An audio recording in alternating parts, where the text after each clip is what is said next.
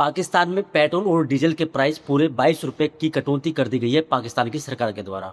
पाकिस्तान में शहबाज शरीफ की सरकार ने ईद के मौके पर 29 तारीख को पूरे 22 रुपये की कटौती कर दी है वहाँ की आवाम के लिए।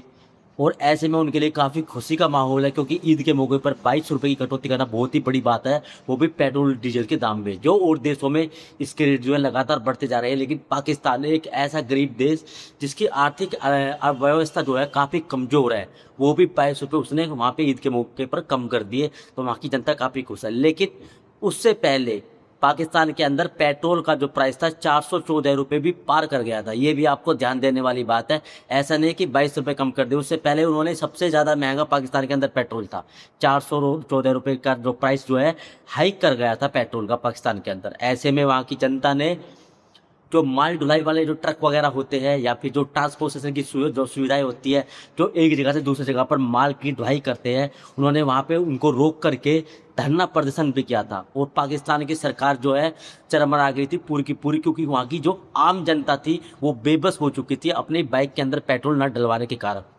वहाँ पे काफ़ी सारे लोग परेशान हो गए थे।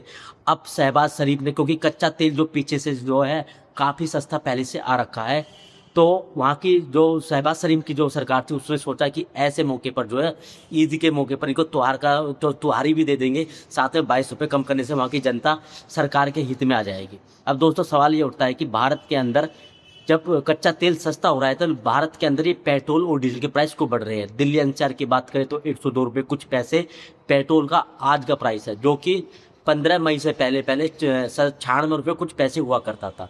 लेकिन भारत के अंदर ये महंगा क्यों हो रहा है, तो इसका मैं आपको बताऊंगा कि 3 महीने से जो है मिडिल ईस्ट के अंदर, ईरान के अंदर इजराइल और अमेरिका का आपस में जो है वार चल रहा था। उस दौरान जो है जो होर्मुज़ स्ट्रेट था वहाँ से डीजल और पेट्रोल की एक लिमिटेड जो खेप आ रखी थी, तो ऐसे में जो पेट्रोलियम कंपनियाँ थी उनको काफ़ी घाटा हो रहा था।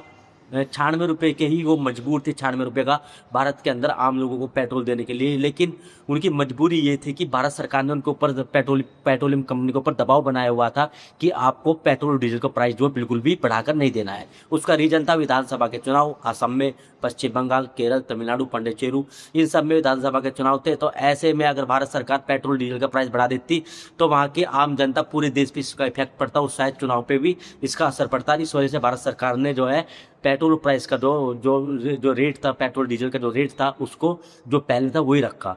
तो 2 से 3 महीने के अंदर पेट्रोलियम कंपनियों को काफ़ी घाटा हुआ था, जिसके कारण अब भारत सरकार ने उनको ढील दे दी। तो 15 मई को पहली बार 3 रुपये 14 पैसे पेट्रोल के ऊपर, 3 रुपये 11 पैसे डीजल के ऊपर प्राइस बढ़ाया था। अब उसके बाद 4 बार जो प्राइस बढ़ चुके हैं, कभी 80 पैसे, कभी 70 पैसे, कभी 75 पैसे कर करके जो भारत सरकार ने पेट्रोल कंपनी को छूट दी थी, तो उसका जो रेट बढ़ गया था, जो कि रेट आज की डेट में दिल्ली एनसीआर की बात करें तो 102 रुपये कुछ पैसे पेट्रोल का बढ़ चुका है।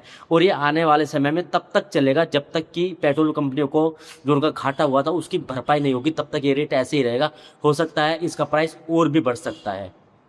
तो दोस्तों यहाँ पे कुछ बात समझने की होती है, क्योंकि भारत के अंदर पहले रेट नहीं बढ़ा था, बाकी सारे के सारे देश के अंदर रेट बढ़ चुका था पेट्रोल डीजल का, लेकिन भारत के अंदर वो जो प्राइस पहले था वही रखा था।